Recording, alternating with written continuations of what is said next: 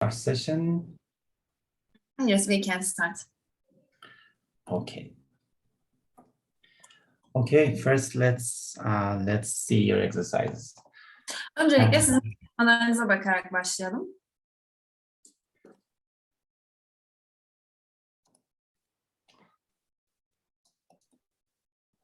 Okay. Burcu Desert. Burcu'nun çalışmasına bakalım. Okay. I think we need more frames. First, we need more frames, and if you look at the feet here,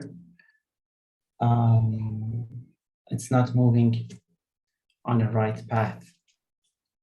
Öncelikle daha çok kareye ihtiyacımız var bu çalışmada. Eğer şu sol taraftaki ayağa bakarsanız doğru hat üzerinde hareket etmediğini göreceksiniz.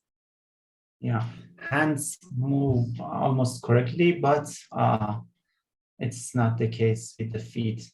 Okay, let me. Eller doğru hareket ediyor ama ayaklarla ilgili olan durum bu değil. It should be something like this. Şu şekilde olmalıydı. Okay, but it is like this. Şu şekilde olmalıydı fakat olan bu. It's reverse. Tam tersi yapılmış burada. Yeah. Okay.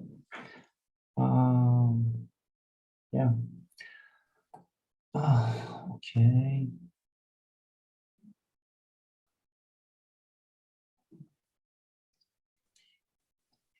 Next one, Bushra. Bir sonraki çalışma Büşra. Bushra. Okay.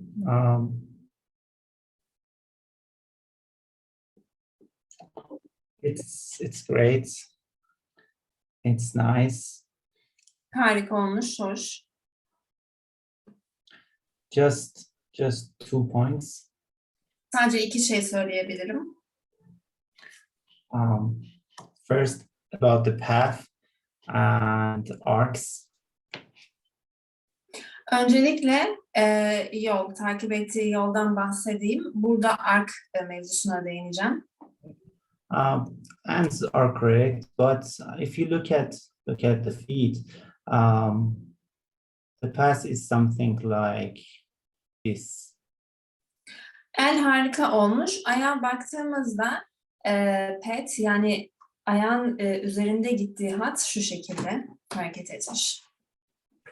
We talked about arcs, and yeah, this should not be happening.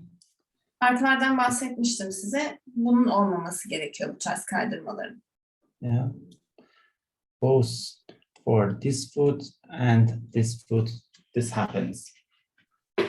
Her iki ayakta da aynı şey olmuş. Okay. And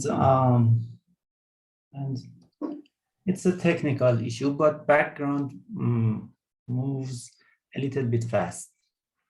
Bu teknik bir konu ama arka planda biraz hızlı hareket ediyor diyebilirim. Let me play it frame by frame. Kare karedeyim. Okay. First, the lizard moves every 3 frames, but background moves every frame. Okay. Öncelikle kertenkele her 3 karede bir hareket ediyor ama arka plan her karede hareket ediyor. So in the next frame, background moves, but the character doesn't. Yani bir sonraki karede background hareket ediyor ama karakter hareket etmiyor. Okay. This is a technical issue, and you can't fix it. You should draw more in-betweens to fix this. Okay? Bu teknik bir konu. Bu arada bunu düzeltebilirsin. Daha fazla kare çizebilirsin. But other than that, background really moves faster than the character. Okay? Bunun dışında background gerçekten karakterden daha hızlı da hareket ediyor. For example, look at the hand and compare it with this point, okay? Örneğin ellere bakalım. Eli şu noktayla bir kıyaslayalım şimdi. This distance should remain constant. Okay. Bu mesafe aynı kalmalı. Değişmemeli burası. But let's see. Bir bakalım şimdi. Okay, this is here. Next frame, it moves, it moves. In the third frame, character moves. Bir sonraki karede burası hareket ediyor. Üçüncü karede karakter hareket ediyor. And here, if you now you can compare these. Here is the hand, and here is that point. And as you see, the distance has been increased. Okay, it means that the background is moving faster than the character itself. Şimdi burada maviyle çizdiklerimi, kırmızıyla çizdiklerime kıyaslarsam elle arka plan arasındaki mesafenin arttığını görüyoruz. Bu şu anlama geliyor. Arka plan ele göre daha hızlı hareket etmiş. Because the hand is attached to the ground, they should move together. When the background moves faster, it's not correct. Okay. Elle zemin birbirine temasta oldukları için birlikte hareket etmeliler. Biri diğerine göre daha hızlı hareket göstermemeli. Okay, but the overall animation is fine. Ama genel olarak animasyon iyi. Okay. Büşra again. Diğer Büşra'nın çalışmasına bakalım. It's fine. Gayet iyi. Yeah, it's correct. Thank you. Teşekkürler. Yeah. Ceylin. Ceylin'in çalışmasına bakalım. Okay. I think these are... Bu geçen hafta derste yüklediğimde, ödevim değil. Ödevin ayrı mı Ceylin? Evet. Hamed, Ceylin says she has uploaded this one last week during the class, so her homework is a different one. We can check that one. I think Ceylin, I can think you uploaded a little bit late. I download students' works about 3 hours ago. So I think... Ceylin, biraz geç mi yükledin acaba? 2 saat önce indirdiğimde bu vardı diyor. Yok, bunu geçen hafta yüklemiştim. Kendi ödevimi henüz yüklemedim. Kuyrukta problem yaşıyorum. Ha, yüklemedin. Tamam. Hı hı. Okay. I misunderstood her. She says she hasn't uploaded her homework yet. She is still working on that. She has uploaded this one during the class last week. Okay. Okay, Ceylin, we will check it next week. Okay. Önümüzdeki hafta kontrol ederiz onu. Ceylin, sorun yok. Lara, I think this is in class exercise 2. Bu da sınıf egzersiziydi sanırım. That's fine. Gayet.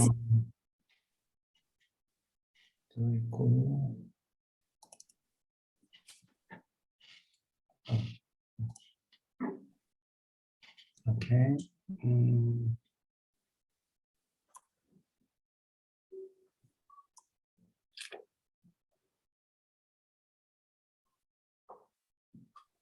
Yeah, it's fine. It just needs more in between. These are just keyframes. Okay. Gayet iyi. Sadece daha fazla in between'e ihtiyacı var. Bunlar keyframe'ler. Yeah. It looks okay. Okay. İyi görünüyor. Edanur. Okay. Bakalım. Yeah, it's just bird. I think I didn't see this one last week. It's Bu very kuşu görmemiştim sanırım. Çok iyi. yeah, it's good. İyi bir çalışma olmuş. Kertenkele ödevini de yetiştiremedim. Taslak olarak hareketi oturtturdum ama kertenkele formuna çizemediğim için yetiştiremedim. Onu da gelecek haftaya yükleyebiliriz ancak. Edanur says She couldn't finish the lizard homework. Actually, she has finished the structure of the lizard, but she doesn't turn it into a lizard form. That's why she hasn't uploaded it. Next week she will upload it. Okay, we will check it. Okay, it's fine. Okay. Sorun yok. Elanur haftaya kontrol ederiz. Okay, Kevser. Kevser'in çalışmasına bakalım.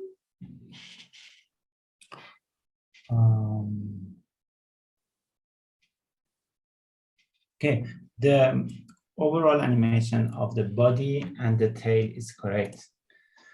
Vücut ve kuyruğun animasyonları harika olmuş. But let's look at hands frame by frame. Ellere kare kare bakalım. Okay, for example, here I suppose that we are in this situation. Okay, force. Buradaki durum şu sanırım. Let's go frame by frame. Kare kare geçelim yine. Okay, as you see, it is not moving on a curved line. Okay, it moves like. Okay, let's see a few. Burada gördüğünüz gibi bu el bükük bir hat üzerinde gitmiyor. Yeah.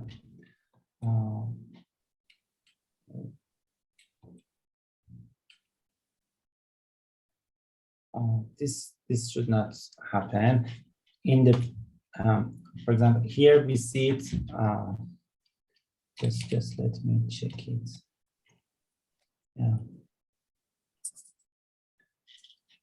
It's I can't tell how it is moving because it's not fixed, but it is not really moving on a semicircle path. Okay, there is a problem with the foot. Şu sol elle ilgili bir problem var. Şurada gösterdiğim hat üzerinde, yani ilk üçü aşağı doğru aynı hatta dördüncüsü yarım daire şeklinde formunu takip etmediğini görüyorum. Okay, as you see, it moves here.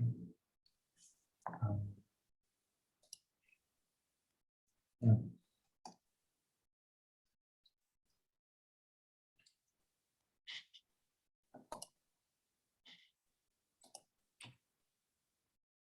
Yeah, this should not happen. Okay, as you see, for these 4 frames, it moves like this, which is not correct.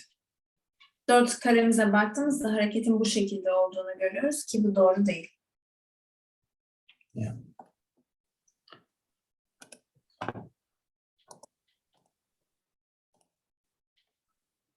Yeah. Martina, the bird is fine. Martina kuş egzersizi iyi olmuş. I didn't check it last week. Okay, it's fine. Kontrol etmemiştim. İyi bir çalışma bu. And the lizard, I think this is in class exercise 2. Yes, I uploaded it today, so I think I was late. Okay, we will check it next week. Rabia. Rabia'nın çalışmasına bakalım. Rabia, it's amazing. And it's cute. Rabia harika olmuş. Çok şirin de aynı zamanda. There are some problems in feet and spacing. Ayakta ve de spacing, yani kareleri nereye yerleştirdiğimizle ilgili bazı problemlerimiz var. And arcs. Aynı zamanda arklarda da. Okay. If you look at this hand, you can see it. Bakarsanız göreceksiniz. Okay. I think it moves on a path like this. Bu ele baktığımızda şöyle bir yol üzerinde hareket ettiğini görüyoruz. Here too, I see path like this. Burada da aynı şekilde. Buradaki yolunda yani elin üzerinde gittiği yolunda bu şekilde olduğunu görüyorum. And here, I think the past is something like this. Burada da yine elin bu şekilde gittiğini görmekteyim. The spacing pattern should be almost even, you know, spacing should be like this. But here I think it's Spacing yani karelerin yerleştirildiği mesafeler birbirine eşit aralıklı olmalıydı burada. Burada uygulanan spacing'e baktığımızda ise it's something like this. yaklaşık bu şekilde bir spacing görüyorum. We have many frames here and then it jumps to here. Başlangıç noktasında çok fazla kare var ve ardından hızlı bir zıplayışla çok uzak bir noktaya geçiyor bir sonraki kare. So it's very nice, it's cute, and the overall animation is correct too, but you can pay more attention to the, you know, to fit, okay? Evet, genel olarak animasyon güzel olmuş, oldukça şirin de bir karakter olmuş. Ama bu ayrıntılara da dikkat etmeni tavsiye ediyorum.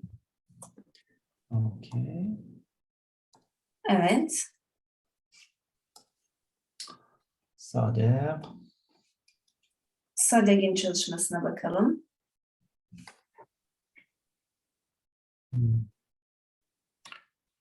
It's nice and correct as always. Thank you. Hoş ve güzel bir çalışma. Beğendim çalışmayı. Teşekkürler. Sedika.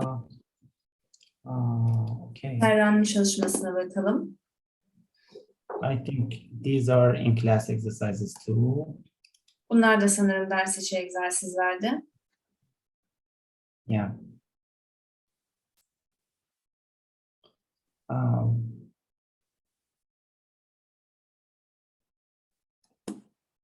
Hands are correct, but if you look at feet, they move like this. Eller doğru olmuş ama ayakların hareketine baktığımızda bu şekilde görüyoruz. Okay. Sette.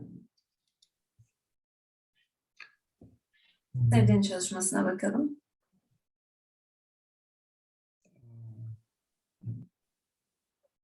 This is correct too. These are just 4 keyframes. I think she hadn't enough time to finish this. Bu keyframe'ler doğru olmuş. Sanırım yeterince zamanı olmadı sevdiğinin vitrinlere çalışmak için. And Uğur'un çalışmasına bakalım.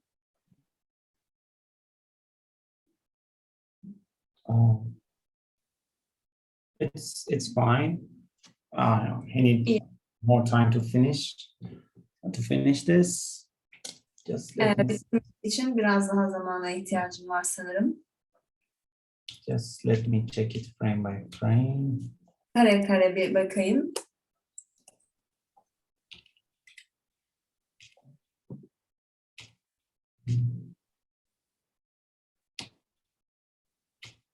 Yeah, it's fine. Gayet iyi. Okay. Okay. Any questions about last session? Geçen haftaki dersimizle ilgili sorusu olan var mı? No. Okay. Yok. Tamamdır. Okay. Today we are going to talk about exaggeration, another principle of animation. Bugün animasyon diğer bir kesi olan abartıdan bahsedeceğim sizlere. So, exaggeration.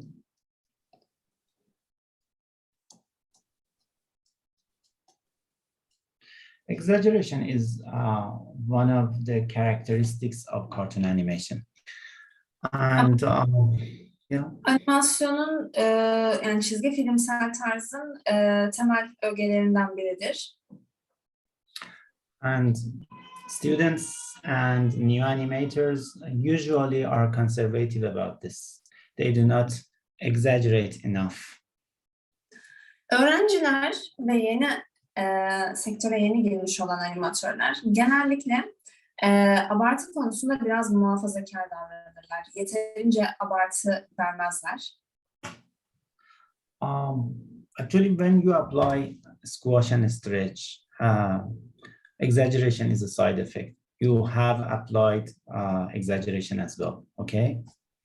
Aslında squash ve stretch ile ilgili ilkelerini uyguladığınızda animasyonunuza bir anlamda abartıyı da uygulamış olursunuz. Abartı bunun çıktısı gibidir squash ve stretch'in. Because in the real world, we usually don't have any squash and stretch. Çünkü Usually. hayatta squash ve stretch formlarına girmez karakterler ya da objeler. But exaggeration is not just about squash and stretch. You can exaggerate everything. You can draw an anticipation pose without squash and stretch, and it could be an exaggerated pose, okay? Ama bir karaktere ya da bir objeye squash stretch uygulamadan da abartı uygulayabilirsiniz. Let's do an exercise, okay? You remember this cannon? You animated this. Şu topu hatırlıyorsunuz sanırım. Let's play this one. Oynatayım şunu bir.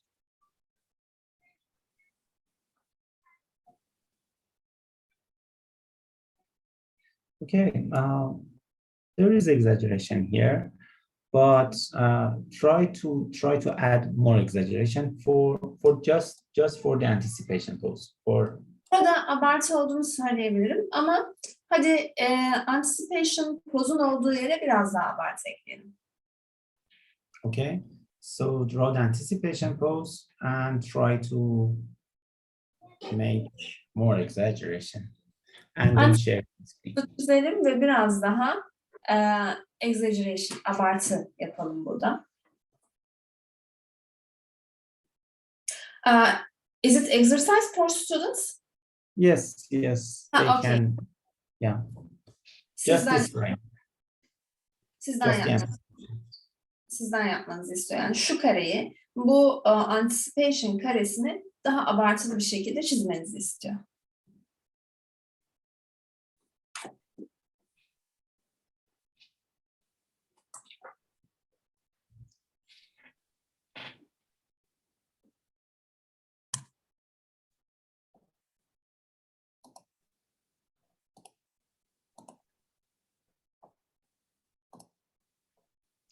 And by the way, please delete your previous exercises from Google Drive. It's too large now. Ve lütfen önceki çalışmalarınızı silin Drive'dan. Çok fazla yer kaplıyor şu anda. Sadece o haftaki çalışmalarınızı yükleyin.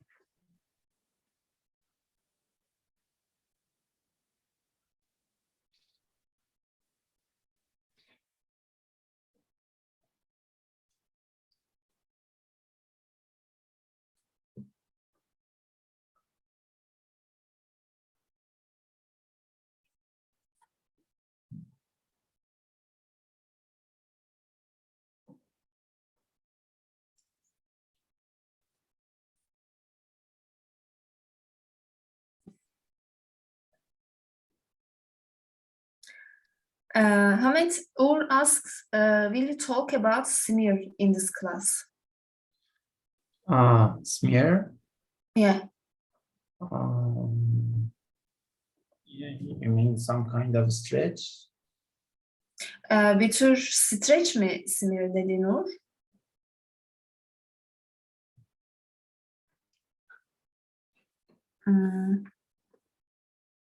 Uğur? Özür dilerim ya, bir şeyler atıştırıyordum da ağzım dolu diye yazayım dedim ama uzun sürecek, anlatayım. Şöyle simir şey işte yani bir karede mesela bir el hızlı hareket ediyor. Bunu göstermek için bir karede iki el çiziyorsun falan. Ya da işte aşırı streç kullanıyorsun. Ama o hızlı olduğunu daha iyi anlatabilmek için. Hızlı olduğunu daha iyi anlatabilmek için bir kareye birden fazla çizim El yap. çizmek diyebilirsiniz mesela. Hani bir el Efendim? üzerinden bir el üzerinden örnek verebilirsin. Yani hızlı Hı. giden bir el var. Ortadaki karelerden birinde işte 2 tane ya da 3 tane el çiziyorsun. Mhm. gibi. Hamet, he says, smear is when you intend to show something which moves very fast, you Yeah, draw yeah, yeah. draw some more frames to one frame distance in order to show it faster. I don't know if Yeah. it's now. Yeah, I get it. Okay. Actually, we call it motion blur, and we will talk about it in the next sessions. Okay. Okay. Maybe he is talking about. Let me show you. Such as this one. Mhm. Evet, Yeah, aynen. Mesela. for example, something like these. Okay. We will talk about it. Önümüzdeki hafta bundan bahsedeceğiz. Tamam. Good question. İyi soru. Okay. Anyone finished? Bitiren var mı çalışmasını? We want to exaggerate on this pose. Bu pozu abartılı hale, daha abartılı hale getirip bitirmiş olan varsa çalışmasını bizlerle paylaşabilir.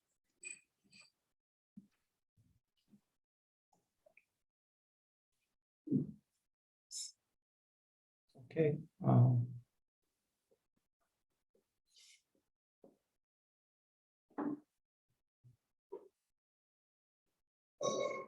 Var mı bitiren?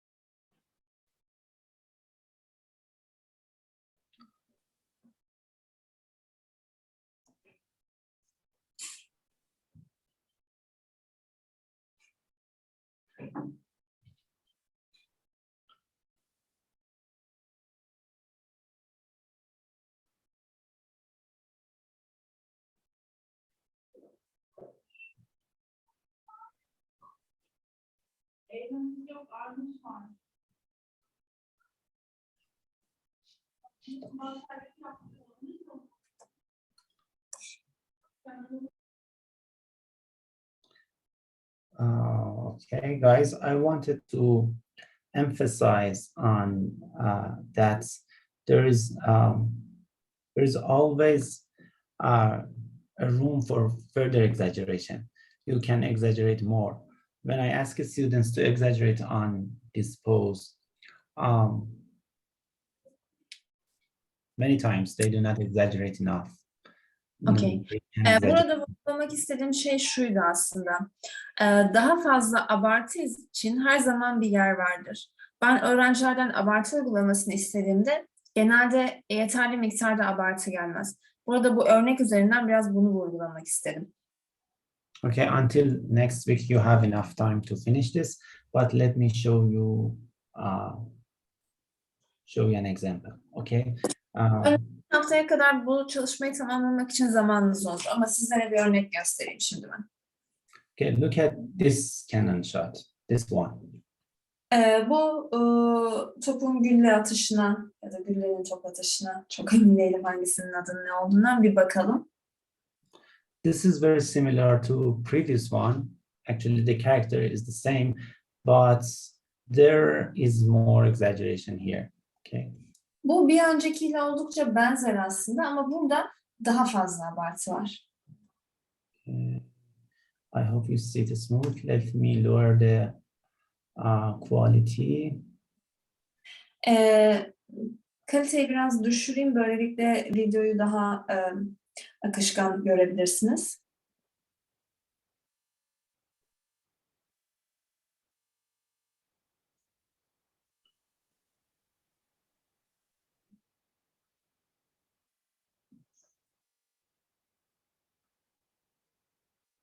Nothing changed.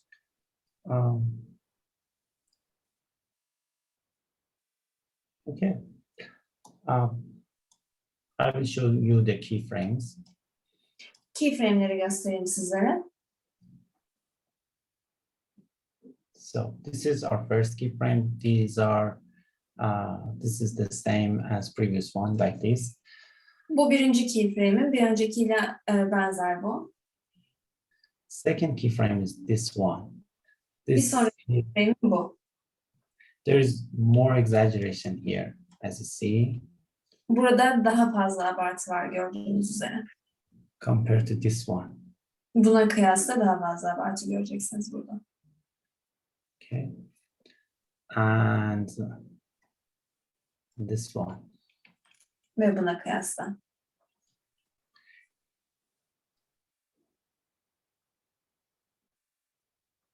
Okay, compare these.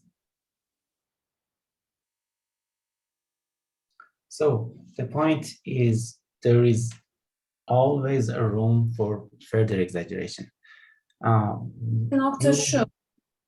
Daha fazla abartı için gidebileceğiniz yer muhakkak var. You as animators should decide when is enough. Okay. Animatör olarak siz karar verebilirsiniz. Hangi nokta tamam oldu noktasıdır. Okay.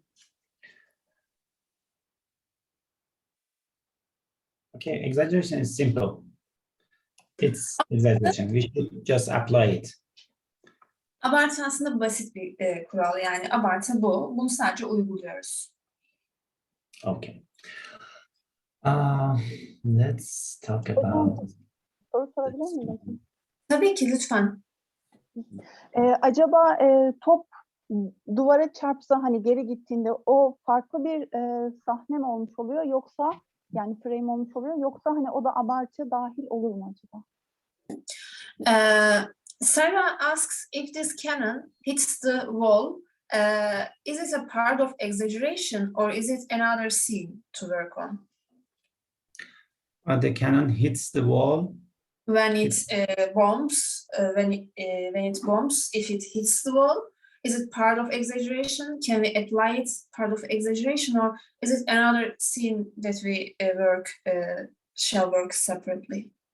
No, it's another scene because in the real world, bombs can hit the wall.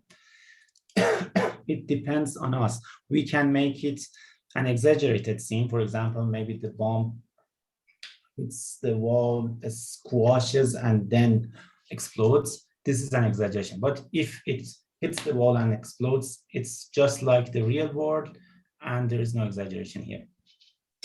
Yani top burada duvara çarpar ve patlarsa bu gerçek hayatın bir parçası olan bir şey. Gerçek hayatta da bu şekilde olurdu bu hareket. O yüzden buna abartı diyemem. Ama geriye gitme hareketinde mesela burada gerçek hayatta olmayan bir şey uyguladığım için buna abartı diyebilirim. Teşekkürler hocam. Top derken hani bu aletin adı olarak düşündüm de hani geri gidiyor ya kendisi. O böyle ağzını açtığı zaman direkt duvara çarpması. Onu düşünmüştüm de. İleri gitmesi de geri gittiğinde. Sarah asks actually if this cannon when it is going backwards, if it hits the wall while going backwards, is it part of exaggeration? We couldn't call it exaggeration because nothing weird has happened. We suppose this is a cartoon animation character, okay? So it can move backward and then hit the wall, okay? It's exaggeration is something that doesn't happen normally. It's exaggeration.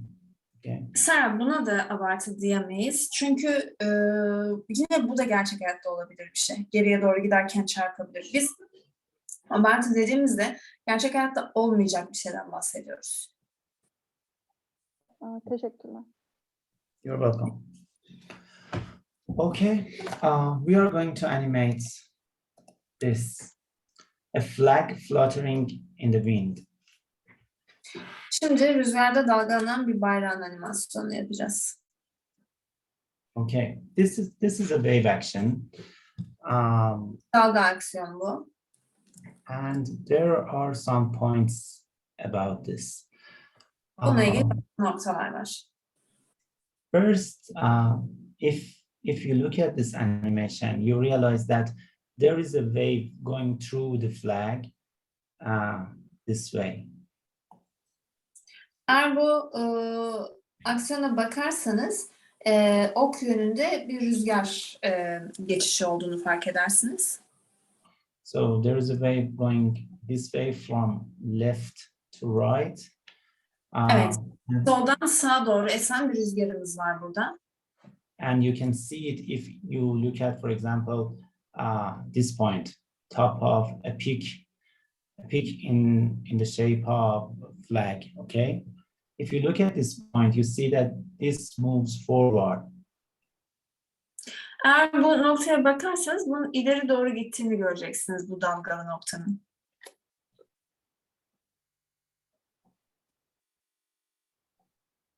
So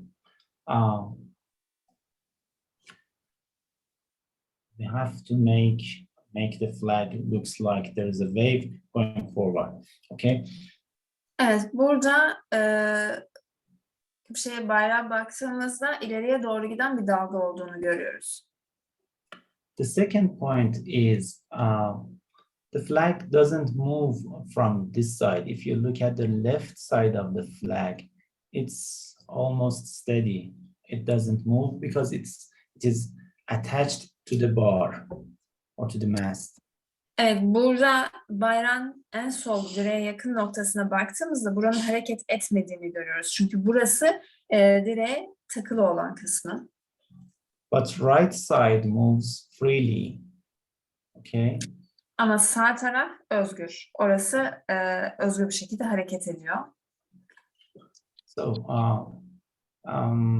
So if you look at this point, if you look at the peaks and the valleys in the shape of flag, you see that the amplitude increases when we come to the right side of the flag.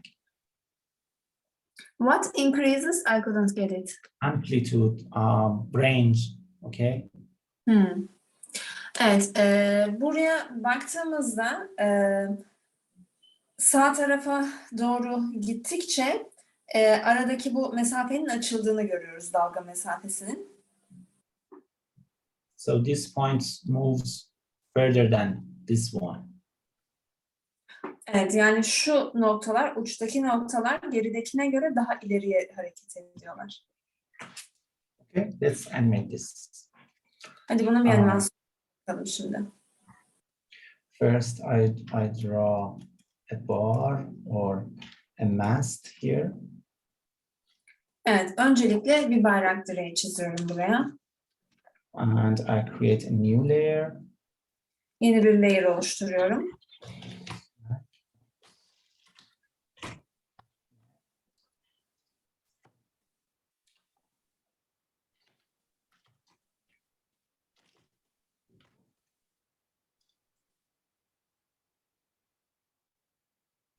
Okay, first I want to animate this part, top. Şu bölümlerin animasyonunu yapmak istiyorum, tepe. First I'm going to talk about this part, top left side of the. Oh, you don't see my. Okay. Video. This part. Siyahla işaretlediğim bölümün animasyonunu yapacağım öncelikle. So I'm going to talk about top left side of the flag. Öncelikle bayrağın tepe sol noktasıyla ilgili konuşmak istiyorum. In my first keyframe, I draw this in its highest position. Okay. İlk karemde bu noktayı en üst noktada çiziyorum burayı. So I'm going to suppose that flag is moving like this, and it's. Bayrağın bu şekilde hareket ettiğini varsayıyorum. And this is the frame I draw. Evet, çizdiğim kare bu. Okay, you can suppose that the flag is moving like this, but because of perspective, we see it like this. It's going up and down.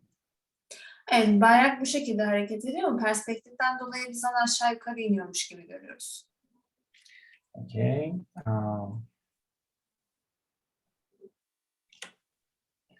Let me turn on the light table and Evet, in the ışıklamasıyı açayım. in the next frame it should be like this. Bir sonraki karede şöyle olmalı. After that, lowest position. Ardından en alçak noktasında çizeceğiz. After that, something like this. Ve ardından da bu noktada çizeceğiz. So we have this. Evet, yani elimizdeki görüntü bu şekilde olacak. Okay, is it clear? Anlaşılır mı bu sizler için? Also, okay. Now I'm going to draw the whole flag. Şimdi tüm bayrağı çizeceğim öncelikle. But first, let me draw an imaginary line like this. Öncelikle şu şekilde hayali bir çizgi çizeyim. I make a new layer and draw a blue line. Yeni bir layer yapıyorum ve yeni layer'da yeni bir çizgi çizerek başlıyorum. Here. So the flag shape should be something like this. Yani bayrağın şekli yaklaşık olarak böyle olmalı. Okay. And as you see, I changed the amplitude here. Evet, gördüğünüz gibi burada dalgalanma mesafesini arttırdım. How long is the flag? It's up to you. I can continue this. Okay. Bayrağın ne kadar uzunlukta olacağı size bağlı. Burayı devam ettirebilirim. But I think it's enough. Ama sanırım yeterli olacak bu. Peaks, valleys, and intersects are important points. Peaks, valleys, and intersects. Okay, these are important. Burada önemli 3 noktam var. Tepe noktalarım, vadi dip noktalarım ve aradaki mesafe. And if I'm going to animate this flag, I should move them forward to the right, step by step. Eğer bu bayrağın animasyonunu yapacaksam bunu sağ tarafa doğru adım adım hareket ettireceğim. So I will do this. Yani bunu yapacağım şimdi. Okay, this is my first frame. I draw this part first, and I'm going to draw next frames. I draw 4 frames. Okay. Evet, burası benim ilk karem şimdi. Öncelikle burayı çiziyorum. Ardından 4 kare çizeceğim. In the next frame, this part comes down. Bir sonraki karede bu bölüm aşağıya inecek. I should move every important frame one step forward. For example, this point should go here. This point should go here. This one here. And this one here. Bir sonraki karede her noktayı bir adım ileriye taşıyacağım. Gördüğünüz gibi oklarla da belirttiğim üzere her nokta bir adım ileri doğru gidiyor. So I draw something like this. Yani bu biçimde bir şey çiziyorum. I draw this two here. I draw this peak. I bring this peak to the right side. Bu tepeyi sağ tarafa doğru hareket ettiriyorum. And I increase the amplitude. Ve de aradaki mesafeyi, mavi çizgiyle bayrağın dalgalanması arasındaki mesafeyi arttırıyorum. Then this point should come to here. So Ve ardından bu nokta. Bu nokta şu mesafeye gelmeli. this one should come here. Ve burası şuraya gelmeli. And I increase the amplitude. Yine aradaki mesafeyi artırıyorum. And this point should come here. Ve bu noktada şuraya gelmeli. So this is This is something like this. Yani ortalama olarak bu şekilde bir şeye sahibiz.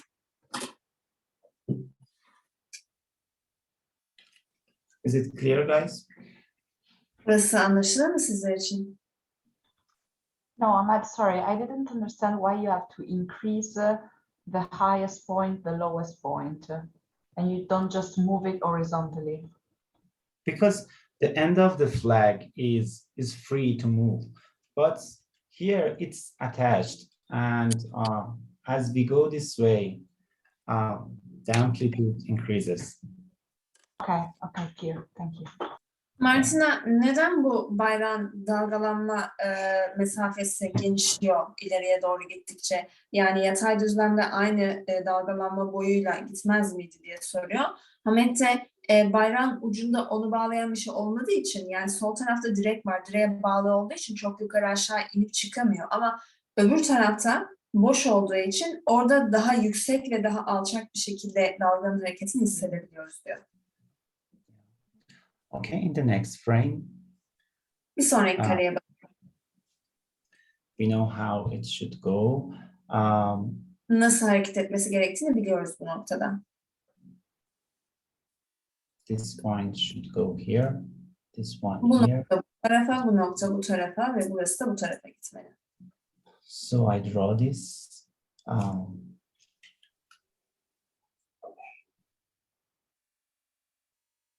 Like this.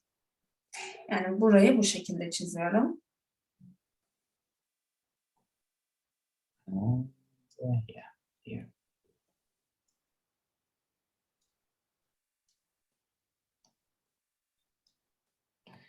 If I turn on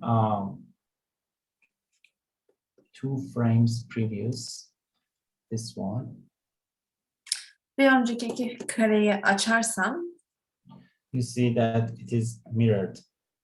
Okay. buradaki ayna etkisini görüyorsunuz. Yani 180 derece dönmüş. Okay. And I go forward. The fourth frame. Devam ediyorum. Dördüncü kare. Here, this valley should come here. This intersects burada- should come here.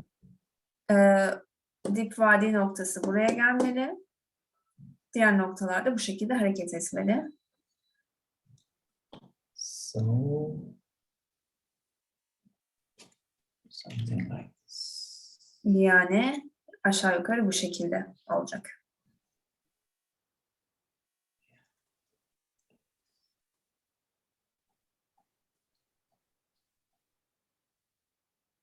Okay, let's play this.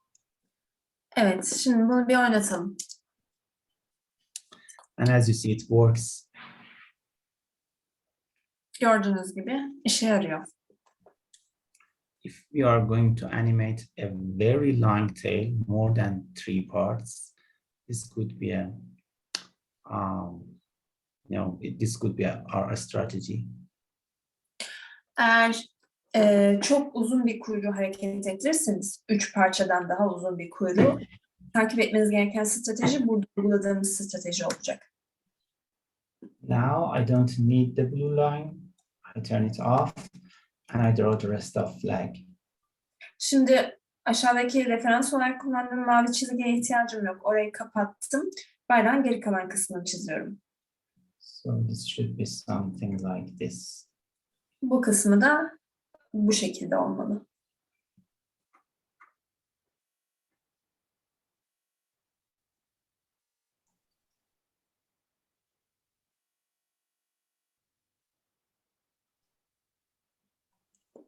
Third frame and the last frame. Evet, üçüncü kare ardından son kare. Yes. Yeah. It's smooth. It needs in-betweens. 1 or 2 in-betweens after each Gönül frame. hocam sırayla tekrar bir daha durdurtabilir miyiz? 1, 2, 3, 4 diye. Tabii ki. Hamid, can you show the frames one by one again? Yes. First. Just slowly. This is first one. Evet, bu birinci Yes, karemiz. this is first. Second, I turn off the light table. Işıklı masayı kapatayım. Bu da ikinci karem. Second, third, Üçüncü karem. fourth. Dördüncü karem. And I play it very slow. I Çok hope you yavaş see. oynatayım.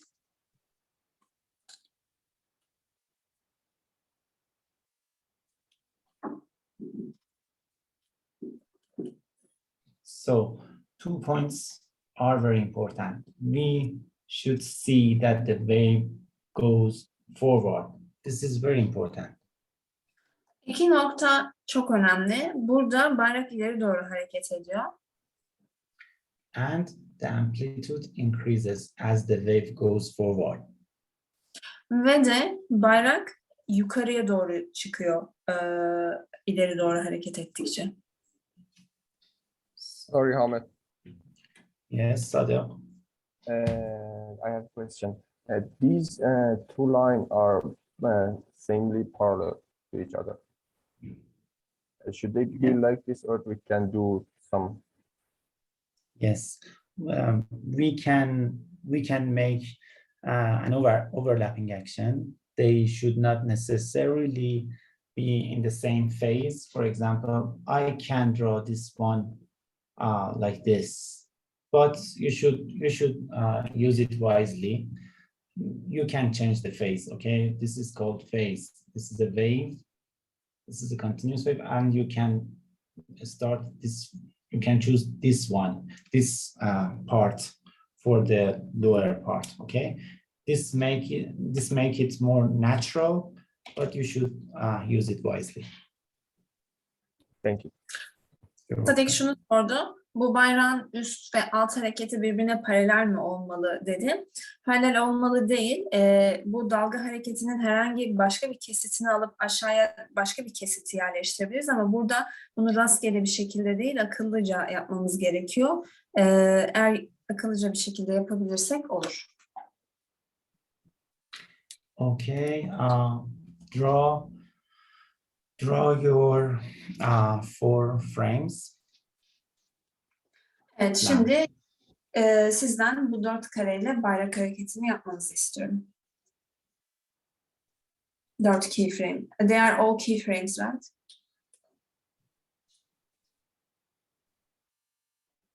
Ahmet, are they keyframes, these 4 frames? Yes. No, these are keyframes actually. So they will practice these 4 keyframes now. Just keyframes. Yes. Okay. Evet, şimdi bu 4 keyframe'i pratik edelim bayrağın dalga hareketi için. To see this action, we need at least these four frames. So these are keyframes. Yeah. Evet, burada hareketi yani aksiyonu görebilmemiz için en azından 4 kareye ihtiyacımız var. O yüzden bunlar da keyframe'lerin diyebilirim. Okay, and I want to add one more point. Bir noktaya daha dikkat çekmek istiyorum.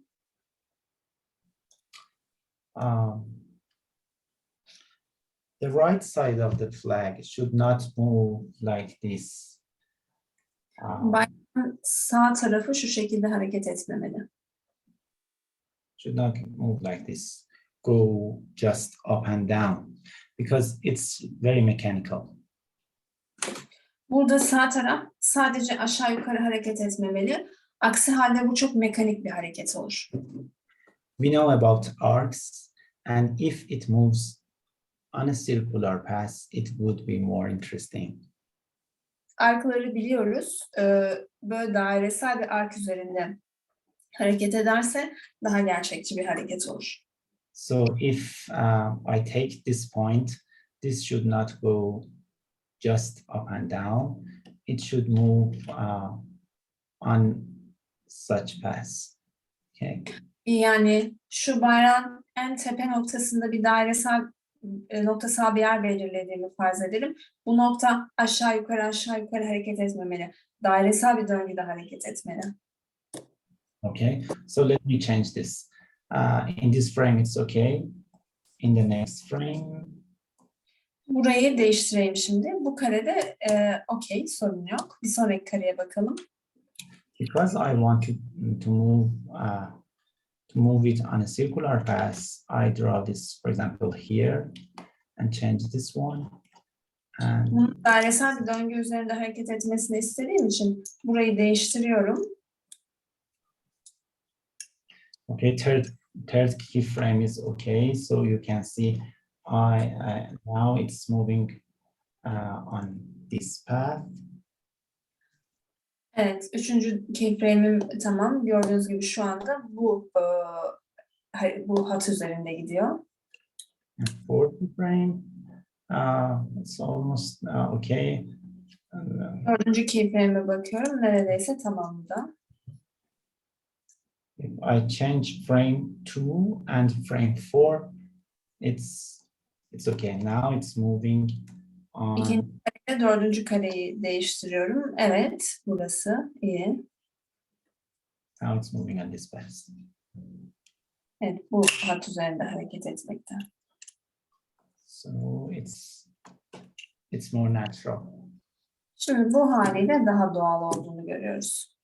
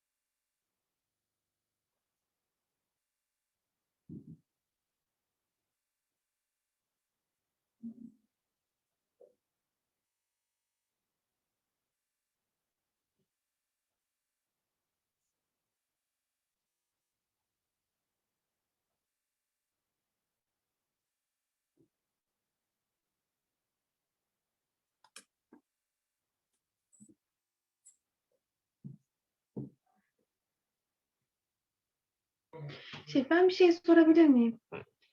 Tabii lütfen. Bayrağın uç kısımlarını birleştirdiğin zaman benimkisi çok yapay dalgalanıyor. Onu tekrar gösterebilir mi? Uç kısımların nasıl dalgalandığını. She asks, can you show how the corner points of the flag waves? Because when she practices it, it seems very artificial. So she asks, can you show it one more time?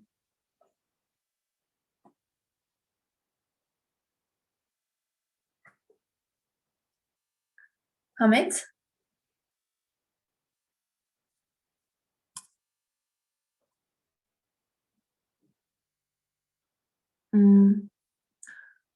Ses ve kamera bağlantısı görünmüyor burada.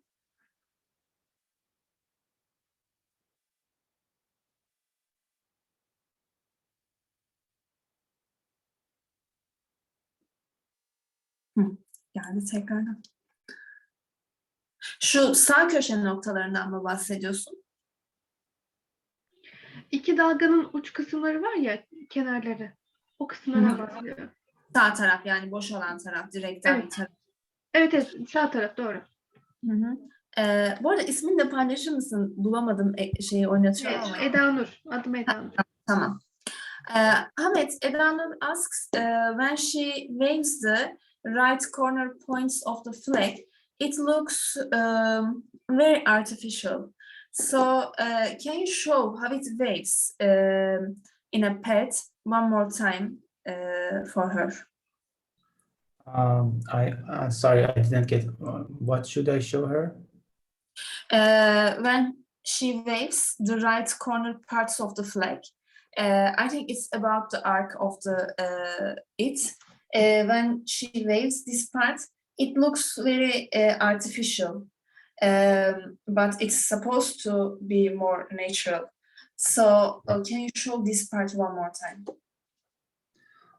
Okay, actually, this flag is almost artificial because in the real world, wind changes its direction and its speed, and the flag doesn't move repeatedly like this. Okay, so it is artificial. But other than that, yeah, I don't know. I didn't get what's the problem. You know. Okay. Elanur, burada aslında biz yapay bir dalga bayrak hareketi çiziyoruz. Yani normalde rüzgar bayrağı bu şekilde bu kadar ritmik sallamaz. Olan şey zaten çok doğal değil. Burada yapay bir görüntü var. Öncelikle onu söyleyeyim. Ama onun dışında sorunu tam olarak anlayamadım dedi. Ben şu şekilde çevirdim. Sağ köşe noktalarının hareketini yaptığında yapay bir görüntü ortaya çıktığını. Daha anlaşılır olması için ekleyebileceğim bir şey var mı senin? So, to some extent, Hamit Hoca çizgileri birleştirdiği zaman çizgiler bir ileride bir geride duruyor. Tam dalga şey ama benimkisi tam dümdüz birleşiyor. Kesik oluyor. Yani onu nasıl daha açıklayabilirim bilemedim ama. Yani çizgilerin birleştiği nokta bir ileri bir geri gidiyor. Sen de hep aynı yerde mi duruyor? Evet, hep aynı yerde. Onu nasıl ayarladığını öğrenmek istiyorum. Okay. She asks when she connects the like upper part and lower part of the flag in a direct line. This line stays in the same point. But in your example, it goes like that, forward and backward. But in her example, it stays still. That's the problem, I think. Yeah. First, my flag was moved like this. I changed it. When I draw the flag, it was like this. It moves like this. It moved like this. Then I changed this. I changed frame 2. I moved frame 2 from here to here. So as you see, it moves to the right. Then frame 3 was good. I didn't change frame 3, so it returns. And I changed frame 4, so it goes to the left. But first time, this one was here, this one was here. Okay. Şimdi birinci kareden sonra ikinci kareye geçtiğimizde ikinci kareyi biraz daha ileri almış. Üçüncü kare tekrar birinci karenin hizasında. Dördüncü kare biraz daha geriye gitmiş. Bu şekilde değiştirmiş ve o yüzden böyle ileri geri bir hareket var. Bu soruna cevap oldu mu Eda? Evet, çok teşekkür ederim. Çok sağ ol. Evet. Anladım şimdi. Okay, she says it's fine now. Thank you very much. You're welcome. Thank you. Okay. Okay, anyone animated his or her flag? Evet, bayrağın animasyonu yapmış kimse var mı aramızda? Gözde. Ben yaptım hocam. Gözde ekledin mi Drive'a? Uploaded to the drive. Gözde said she has finished. Gözde Drive'a mı yükledin? Ekranından mı? Evet. Driver yükledim. Tamam. Gözde Okay. has finished and uploaded to Drive.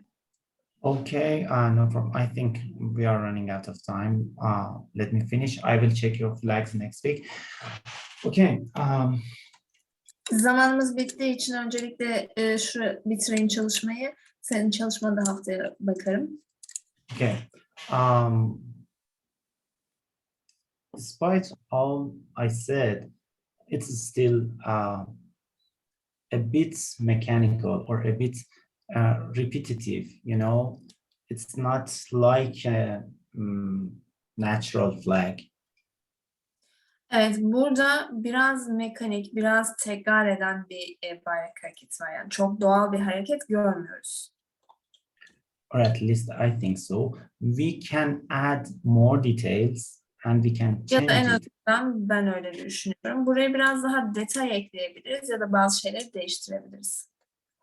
So I can copy these frames and paste them here. Bu kareleri kopyalayıp şuraya yapıştırabilirim. So now I have two cycles, one after another. Şimdi burada 2 tane döngüm var birbiri ardına gitmekte olan. I can change the second cycle a bit, so it becomes a bit different with the first cycle. İkinci döngümü biraz değiştirdiğimde birincisiyle biraz farklı olacak. Look at this, for example, I can add some details here. I can add Örneğin this. şuraya bakalım. Buraya biraz detay ekleyebilirim. Um, this. Instead of this, I can draw this. The overall shape of the flag is still the same, but I'm adding some details. Evet, yani biraz detay katıyorum buraya yalnızca. So here, I have a fold here, and Katlanma şekli var gördüğünüz gibi bayrakta. I can make it bigger in the next frame, like Sonra this. daha büyük de yapabilirim bu katlanmayı. So it becomes like this. As you see, the overall shape of the flag is the same, but I just adding some details. Gördüğünüz gibi bütünsel olarak bayrağın şekli aynı ama biraz ayrıntı ekliyorum buraya yalnızca. So,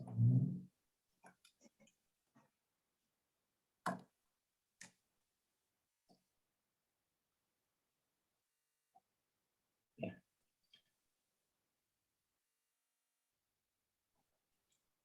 Okay, and I can continue.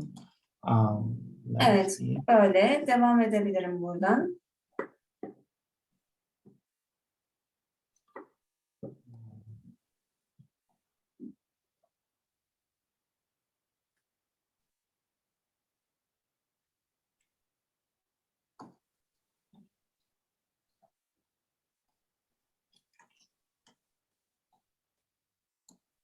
And this one, I can change it to something like this.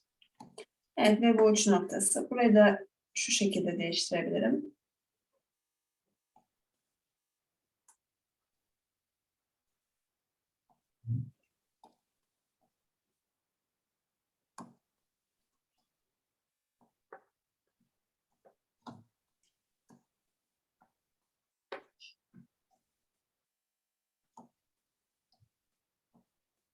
So here I have two cycles. The second one is Döngüm var. the second one is a bit different, and I can go on. I can add more cycles with different shapes, so it becomes a bit more natural. Evet, buraya birazcık şekilleri değiştirdim. Yani daha katlanmalar ekledim. Böylelikle daha doğal bir görüntü yakaladım. Look at this one, this one. Okay, Evet, şuna bir bakın. it's a bit fast. Let me play it slowly. Biraz hızlı hareket ediyor. Biraz yavaşlatayım. So you can add lines. You can add folds like this. Çizgiler ekleyebilirsiniz. Bu şekilde katlanmalar ekleyebilirsiniz. To add more details and to make it don't look like a repetitive cycle. Evet, bunu böyle çok tekrar eden bir döngü gibi göstermemek için bu tarz ayrıntılar ekleyebilirsiniz. This cycle is made of these 4 keyframes. Okay, these are my keyframes. Bir frame'den oluşmuştur.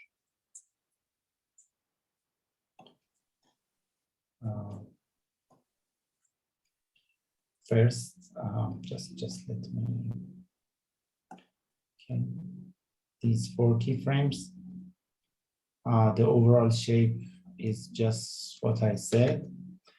Next 4 are these. I added a fold here, for example, and the fold goes forward. Evet, ikinci kareye bir katlanma ekledim. Üçüncü karede ardından bu katlanma ileri doğru gitmekte gördüğünüz gibi. And just like that. Evet, yani bunun gibi hareket. Is there any questions? Sorusu olan var mı? Okay, you just need to do it. It's not difficult, really. Yani zor No. değil gerçekten. It's not like Mı acaba? Efendim? Bunlar abartı olarak mı gösteriliyor? Onu merak ettim. Is this kind of exaggeration example? These last No, no, no. details? It's entirely different. It's apart from exaggeration. It's something else. We are talking about veil actions. Değil. Bu dalga aksiyonlarla ilgili bir konu. Abartı değil. Tamam, teşekkürler. Rica ederim. Okay, next week exercises. First flag, at least 4 keyframes and 4 in-betweens. Önümüzdeki haftanın ödevi öncelikle bu bayrağı yapmanızı istiyorum. En azından 4 keyframe, 4 in-between çalışarak. And if you add more cycles, it would be better, but at least 8 frames. Daha fazla döngü eklerseniz daha iyi olacaktır ama en azından 4 kareyle yapmanızı istiyorum. Just like this, you can, you can repeat your cycles and change them, just like what I did. Evet, burada yaptığınız gibi döngüyü tekrar edip ufak değişiklikler yapabilirsiniz üzerinde benim yaptığım gibi. And reanimate your canon with more exaggeration. Ve de diğer ödeviniz bu gülle egzersizini biraz daha abartıyla yapmanız. Okay, guys. If there isn't any questions, have a nice week. See you next week. Eğer sorunuz yoksa iyi hafta sonları diliyorum. Önümüzdeki hafta görüşmek üzere. See you next week. Have a nice week. Bye Thank bye. you. Bye.